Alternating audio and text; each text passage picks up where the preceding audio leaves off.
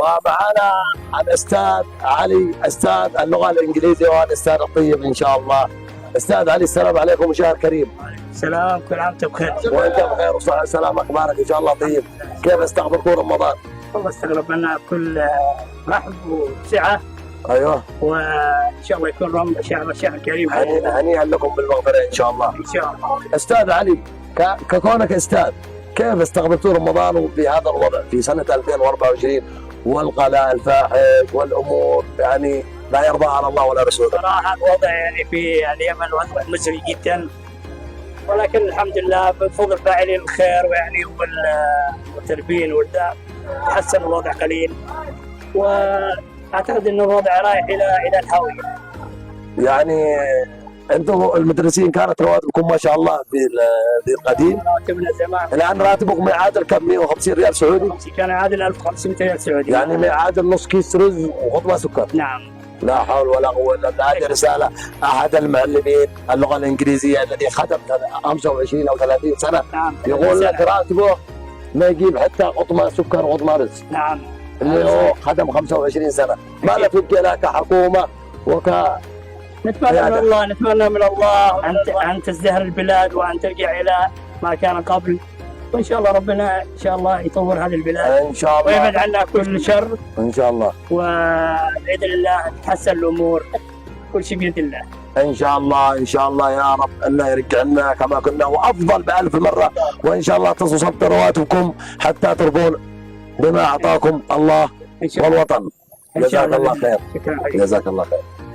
ولا زلنا نبحث عن احد المتسابقين الطيبين، ولكن امامنا هذا الشخص. السلام عليكم ورحمه الله وبركاته. السلام عليكم. شهر كريم. اهلا عليك حبيبي، ممكن نعطيك سؤال؟ فقره اسمها كلنا البعض، سينزل في التواصل الاجتماعي، ممكن؟ ممكن. جزاك الله خير. هذا الاخ اعطانا انه سيعمل مقابله معنا. السؤال يقول: اخي، ما هو الشيء الذي يمكنه الكتابه ولا يمكنه القراءه؟ ما هو الشيء الذي يمكنه الكتابة ولا يمكنه القراءة؟ فكر. ها؟ غلط. شو؟ غلط. ما شاء الله عليك، من يعني ما شاء الله عندك المعلومة. سؤال خلاص أثبت بتروح عليك الجائزة خلاص. وألف ألف ألف ألف مبروك، الإجابة الصحيحة هي القلم، والجائزة مقدمة من مركز الجوال. الجائزة مقدمة من مركز الجوال، وهي عبارة عن كرتون تمر.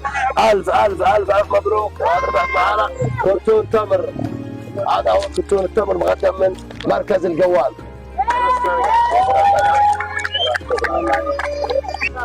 ومع هذا المتسابق إن شاء الله. السلام عليكم أخي، رمضان كريم. اهلا عليك. معنا فقرة اسمها كلنا البعض، ممكن نسألك سؤال؟ وستبث في التواصل الاجتماعي عادي؟ السؤال يقول: متى يجب إخراج الزكاة من الذهب إذا كان يبلغ النصاب الشرعي؟ متى يجب إخراج زكاة الذهب إذا كان يبلغ النصاب الشرعي؟ 88 78 85 58 85. 85. أثبت على هذه الإجابة؟ كم؟ 85. 85. الأخ يقول 85. أثبت؟ ثبت. الإجابة 85. الإجابة صحيحة. ألف ألف ألف مبروك. لقد ربح معانا بدلة ملابس مقدمة من الرائد فون، عبارة عن بدلة ملابس مقدمة من الرائد فون.